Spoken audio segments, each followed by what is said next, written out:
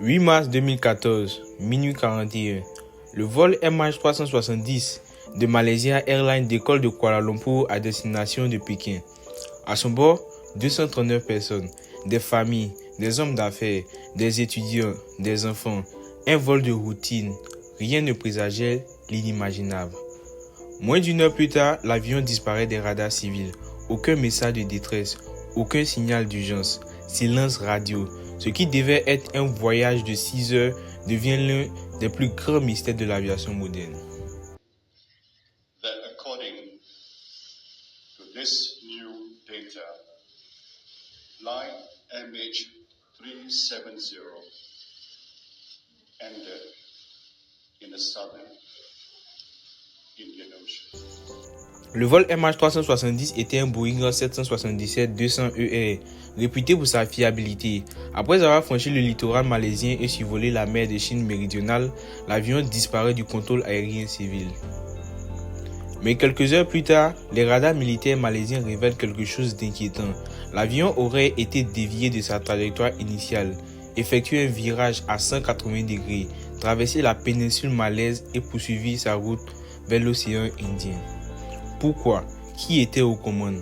Est-ce un accident, un acte terroriste, une opération secrète, un sabotage? Tant de questions et si peu de réponses.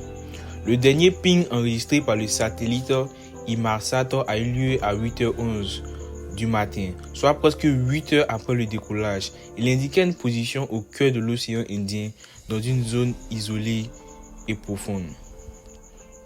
Très vite, la nouvelle fait le tour du monde. Les familles se rassemblent dans les aéroports. Le silence est assourdissant. L'attente insoutenable. On the day itself, the conversations we're having, the tears and the hugs that we're giving each other, and the phone calls that we're making to friends to find out exactly whether they know anything. So it's still very fresh in my mind.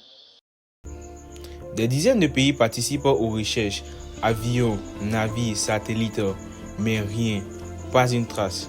Face au silence, les rumeurs explosent. Détournements, bases militaires secrètes, même des théories extraterrestres circulent. La douleur nourrit la spéculation.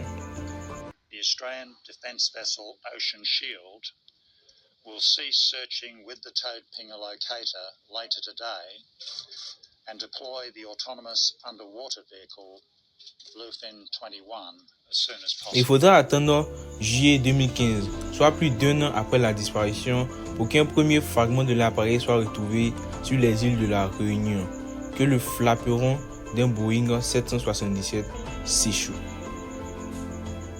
D'autres débris suivront à Madagascar, au Mozambique, en Tanzanie. Tous convergent vers une même conclusion. L'avion s'est abîmé quelque part au large de l'Australie, dans le sud de l'océan Indien. Mais malgré les recherches les plus coûteuses de l'histoire de l'aviation, plus de 200 millions de dollars, l'épave principale reste introuvable. Le mystère MH370 n'a pas été résolu, et pour les familles, l'absence de vérité est une torture qui ne s'achève jamais. Yes, well, it's thinking outside the box. I mean, we're working, along. Obviously, the investigation, the search is still going, but we just need to try something. We're sitting around waiting, and every day is torment for us. Aujourd'hui, plus de 10 ans après la tragédie, la question demeure: que s'est-il réellement passé à bord du MH370? Tant que l'avion ne sera pas retrouvé, que les boîtes noires ne parleront pas, le ciel restera le seul témoin de ce silence. Le vol MH370 n'a pas seulement disparu, il a laissé un vide dans des centaines de vies, un traumatisme mondial et une plaie toujours ouverte pour l'aviation civile.